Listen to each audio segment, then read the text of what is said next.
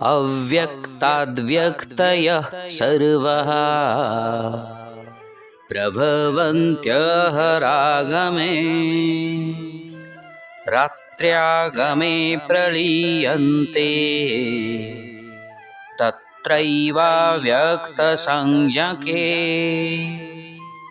बंधुगण, ब्रह्मांडर विस्मयकर खेଳରେ ସେଥିରେ ଥିବା ବିଭିନ୍ନ ଲୋକ ଏବଂ ସେମାନଙ୍କର ସୌରମଣ୍ଡଳ ସୃଷ୍ଟି ସ୍ଥିତି ଓ ପ୍ରଳୟ ଚକ୍ର ମଧ୍ୟ ଦେଇ ବାରମ୍ବାର ଗତି କରିଥାନ୍ତି।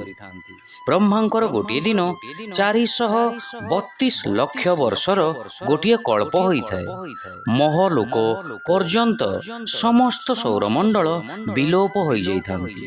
ଏହାକୁ ନୈମିତ୍ତିକ ପ୍ରଳୟ ବା ଆଂଶିକ ପ୍ରଳୟ କୁହାଯାଇଥାଏ।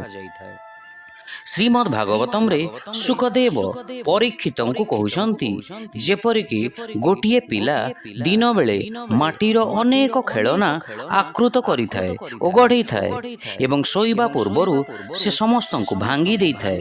ଠିକ୍ ସେହିପରି ବ୍ରହ୍ମା ଜାଗ୍ରତ ହୋଇଥିଲେ ଏହି ବ୍ରହ୍ମାଣ୍ଡ ଓ ସମସ୍ତ ପ୍ରାଣୀ ସମୂହର ସୃଷ୍ଟି କରିଥାନ୍ତି ଏବଂ ଶୋଇବା ପୂର୍ବରୁ ସେସବୁକୁ ଲୋପ କରିଦେଇଥାନ୍ତି। ଯେଉଁଦିନ ବ୍ରହ୍ମାଙ୍କର 100 ବର୍ଷ ଆୟୁ ଶେଷ ହୋଇଯିବ, ସେହିଦିନ ସମଗ୍ର ବିଶ୍ୱ ବ୍ରହ୍ମାଣ୍ଡର ବିଲୁପ୍ତ ହୋଇଯିବ।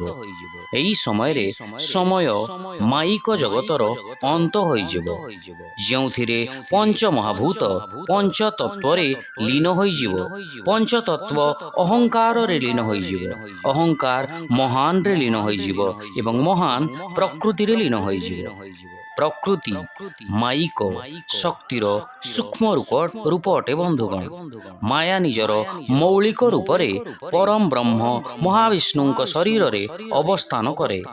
ଏହାକୁ ପ୍ରାକୃତ ପ୍ରଳୟ ବା ମହାପ୍ରଳୟ କୁହାଯାଏ। ପୁଣି ମହାବିଷ୍ଣୁ ଯେତେବେଳେ ସୃଷ୍ଟି କରିବାକୁ ଇଚ୍ଛା କରିବେ, ସେ ପ୍ରକୃତି ରୂପରେ ଥିବା ମାଇକ ଶକ୍ତି ପ୍ରତି ଦୃଷ୍ଟିପାତ କରିବେ ଏବଂ ତାଙ୍କର ଦୃଷ୍ଟି ମାତ୍ରେ ଏହା ପୁଣି ପ୍ରକାଶିତ ହେବାରେ ଲାଗିବ। ପ୍ରକୃତିରୁ ମହାନ ଉତ୍ପନ୍ନ ହୁଏ, ମହାନରୁ ଅହଙ୍କାର, ଅହଙ୍କାରରୁ ପଞ୍ଚତତ୍ତ୍ୱ ଏବଂ ପଞ୍ଚତତ୍ତ୍ୱରୁ ପଞ୍ଚମହାଭୂତ ଉତ୍ପନ୍ନ ହୋଇଥାନ୍ତି ଏବଂ ଏହିପରି ଭାବରେ ଅସଂଖ୍ୟ ବିଶ୍ୱର ସୃଷ୍ଟି ହୋଇଥିବ। ବେଦ ଅନୁସାରେ ଆମର ଏହି ବ୍ରହ୍ମାଣ୍ଡ ପରି ବିଭିନ୍ନ ଆକାର ଓ ପ୍ରକାରର ଅସଂଖ୍ୟ ବ୍ରହ୍ମାଣ୍ଡ ରହିଛି। ମହାବିଷ୍ଣୁ ଯେତେବେଳେ ଶ୍ୱାସ ତ୍ୟାଗ କରନ୍ତି, ଅସଂଖ୍ୟ ବ୍ରହ୍ମାଣ୍ଡ ତାଙ୍କର ଶରୀରର ପ୍ରତି ଲୋମକୂପରୁ ନିର୍ଗତ ହୋଇଥାନ୍ତି ଏବଂ ଯେତେବେଳେ ସେ ଶ୍ୱାସ ଗ୍ରହଣ କରନ୍ତି, ସମସ୍ତ ବ୍ରହ୍ମାଣ୍ଡ ପୁନର୍ବାର ତାଙ୍କ ମଧ୍ୟରେ ଲୀନ ହୋଇଯାଇଥାଏ। ଏହିପରି ଭାବରେ ବ୍ରହ୍ମାଙ୍କର 100 ବର୍ଷ ଭଗବାନଙ୍କର ଗୋଟିଏ ନିଶ୍ୱାସ ଓ ଗୋଟିଏ ପ୍ରଶ୍ୱାସ ସହିତ ସମାନ ହୋଇଥାଏ। ପ୍ରତ୍ୟେକ ବ୍ରହ୍ମାଣ୍ଡରେ ଜଣେ ବ୍ରହ୍ମା, ଜଣେ ବିଷ୍ଣୁ ଏବଂ ଜଣେ ଶିବ ଅଛନ୍ତି।